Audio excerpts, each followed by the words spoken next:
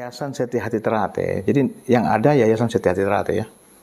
Kalau PSHT tidak ada. Jadi, sejatinya Yayasan Setia Hati Ternate ini masih berproses ya terkait adanya pergantian pengurus yang dilakukan oleh pembina dengan cara tidak wajar lah kan.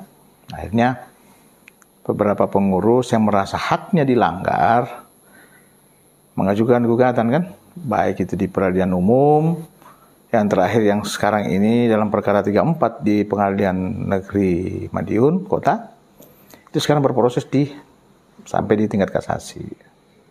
Tuh ya, tingkat kasasi.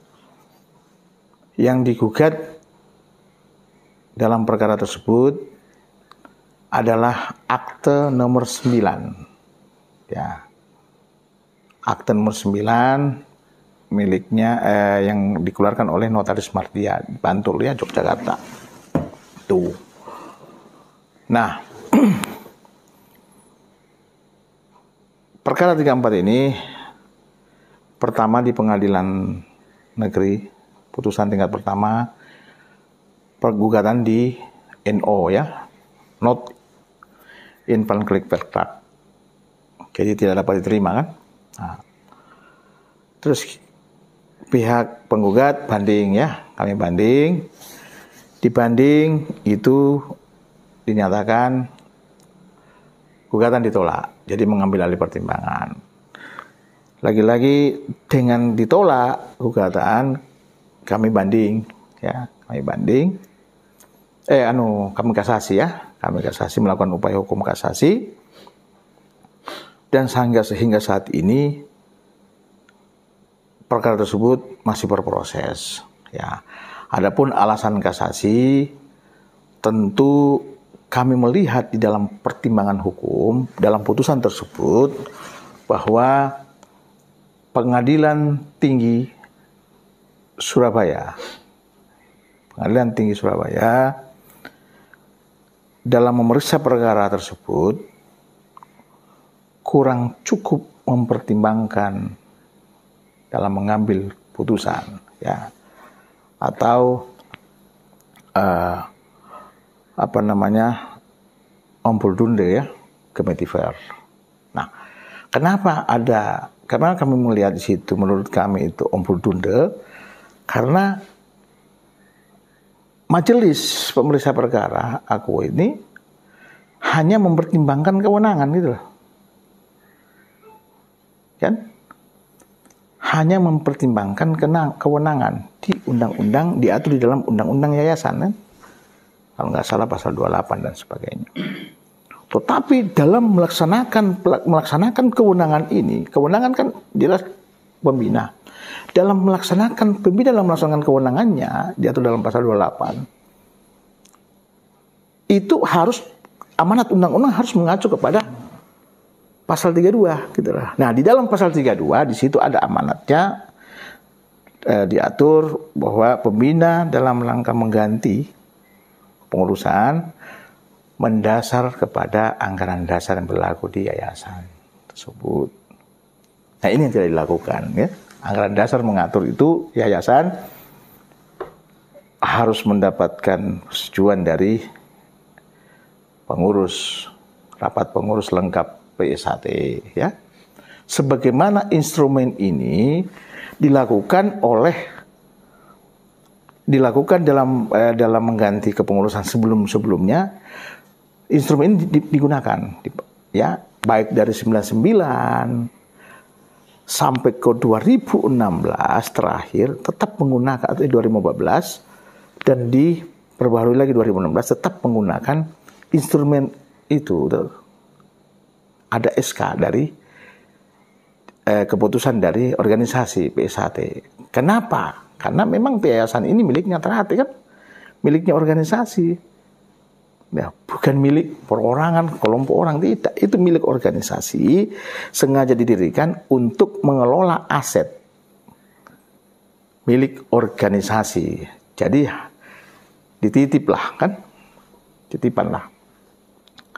Baik itu yang benda bergerak maupun tidak bergerak kan. Tuh. Kenapa? Karena PSHT sendiri lagi-lagi tidak berbadan hukum. Jadi kalau urusan spesimen di bank, nggak ada akte pendiriannya kan. Nggak bisa atas nama PSHT rekeningnya itu gitu loh. Itu jadi disitulah titik awalnya terjadi sengketa kan, terjadi perselisihan itu kan. Jadi ada kesalahan prosedur. Kami melihat sudah kesalahan prosedur, makanya kami kasasi kan. Nah, mudah-mudahan putusannya lah kita berdoa sama-sama meminta semua pihak untuk mendoakan mudah-mudahan prosesnya itu sesuai dengan harapannya putusannya. Itu Mas. Nah, ada lagi perkara terkait pembatalan pengesahan kepengurusannya yayasan. Perkara nomor 25 yang berproses di Pengadilan Tata Usaha Negara Jakarta. Sekarang hari ini tadi sidang sudah dioplik dan sidang berikutnya sudah mulai pembuktian surat. Ya, tanggal 13 kalau tidak salah. Kita sudah mulai pembuktian. Jadi sidang langsung offline kan. Nah, kenapa kok ada lagi Pengadilan Tata Usaha Negara kan? Bukankah, ini mungkin ada yang bertanya, bukankah Pengadilan Tata Usaha Negara memeriksa terkait keputusan yang bersifat base checking kan? Keputusan yang bersifat tun kan? Nah ini, karena pengesahan tersebut, kepengurusannya mereka ini memang disahkan 2017. Tetapi kita ketahui bahwa telah dilakukan, setelah ada pengesahannya, setelah ada gugatan pada saat kita insakel di pengadilan negeri kan, dalam perkara 34. Jadi itu. Jadi yang digugat itu perkara akte nomor 9 yang muncul akte nomor 10 gitu loh. Jadi sedikit ada lagi kan. Dari situ saja kalau kita mau objektif, harusnya putusannya tidak begitu kan. Harusnya putusan dalam perkara 34 itu karena tidak sesuai yang digugat dengan ini, absurd kan, kabur berarti gugatannya kan, antara 9 dengan 10. Ternyata yang digugat 9 dan yang akte yang sesungguhnya nomor 10. Berarti kan tidak nyambung gitu loh. Harusnya gugatan tidak memenuhi syarat formal dinyatakan tidak dapat diterima, bukan ditolak kan. Itu Mas ya. Tuh. Jadi itu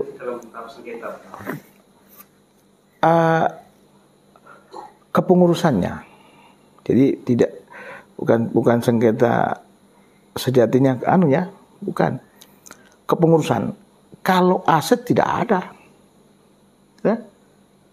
Tidak ada perkara satupun yang bersengketa terkait aset. Ada yang mengatakan nanti sudah disita Padepokan, pintu masuk untuk menyita apa gitu loh. Ya kan? Nah itu. Tidak ada juga hasil dari kejahatan dan sebagainya. Clean Padepokan Agung tersebut. Ya kan? Itu. Itu terkait ya. Jadi semua biarlah berproses. Ya, berproses. Tunggulah. Mari kita sama-sama bersabar menunggu bagaimana hasil proses akhir dalam kedua perkara tersebut ya. Di samping juga itu, kami juga menemukan adanya di dalam akte nomor 10 adanya penggunaan SK yang jadi begini. Bu Mardia menuangkan dalam aktenya ini tetap menggunakan SK nomor 27. Nah, SK 27 itu isinya pengurusnya, isinya adalah pengurus kan?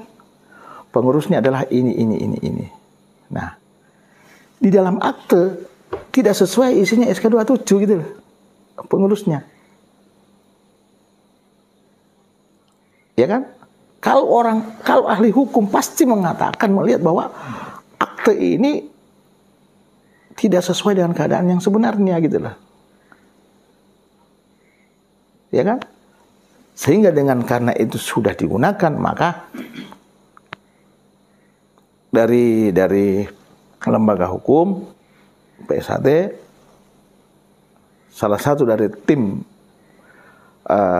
hukum perkara nomor 34 melaporkan peristiwa hukum tersebut karena ditemukan di dalam pada saat insakeling dalam perkara tersebut. Pemberkasan kan kita mempelajari berkas di dalam untuk banding, kita menemukan ternyata ada akte ini kan, dia masih menggunakan pintu masuknya ini, instrumennya SK27. Ada SK27, fisiknya SK27 yang ada pada kami gitu loh.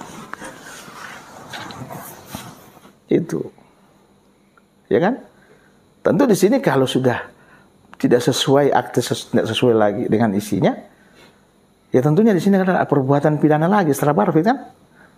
Makanya dilaporkan oleh saudara Sutris ya di di Polres Kota Madiun ya. Sekarang berproses juga. Kalau nggak salah notarisnya sudah mulai untuk siap-siap dipanggil atau diperiksa, sudah mulai ke sana. Karena tentu di sini karena ini pejabat notaris, mereka juga punya, setiap notaris kan punya hak imunitas untuk sebelum diperiksa pihak kepolisian atau aparat harus melalui organisasinya kan, ada di situ. Jadi itu ranahnya sana, bukan ranahnya kita lagi kan. Urusannya Pengda ini dan Pengwil kan, itu Mas, yang terkait yayasan.